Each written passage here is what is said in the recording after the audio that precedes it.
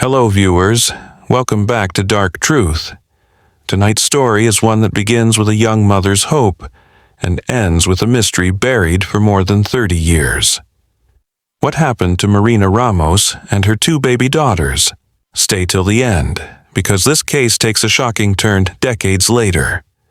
It was August 1989. 28-year-old Marina Ramos, a young mother from Bakersfield, California, had just been released from jail for a minor shoplifting charge. She was trying to rebuild her life and be with her three daughters again.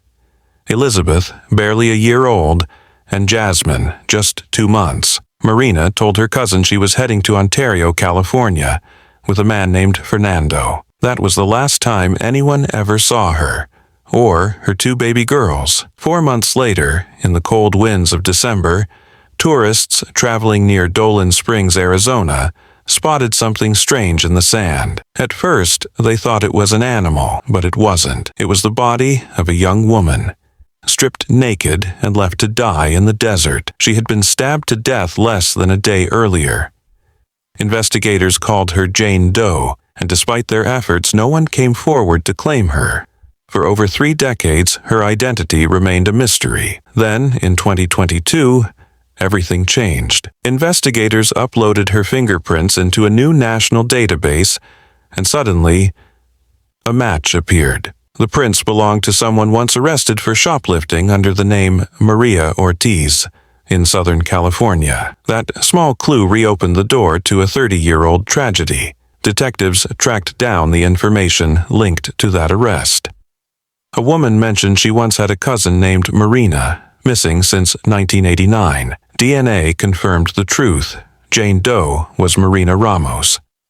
But the bigger question remained: where were her baby girls? When Marina was identified, investigators took DNA from her oldest daughter, who had been raised by her grandparents. They hoped to find her sisters somewhere, maybe alive, maybe gone. Then, just months later, a miracle happened. A close match appeared in a consumer DNA database, a woman named Tina. She had a sister named Melissa. Further testing confirmed it. Tina and Melissa were actually Jasmine and Elizabeth Ramos. The truth of what happened after Marina's death finally surfaced. Just 2 days after she was found murdered, her baby girls had been abandoned at a park restroom in Oxnard, California. A passerby heard crying and discovered them inside, dirty but unharmed. They were adopted together into a loving family and grew up to live full, happy lives, completely unaware of their real past.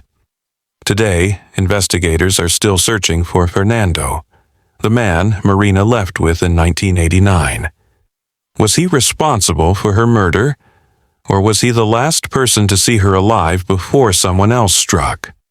For now, those answers remain buried in the desert. Marina never got to raise her daughters, but through modern DNA and the power of truth, her story finally came home. Her children grew up safe, loved, and now know who their mother truly was. Some mysteries take decades to solve, but the dark truth always finds its way out. Thank you for watching.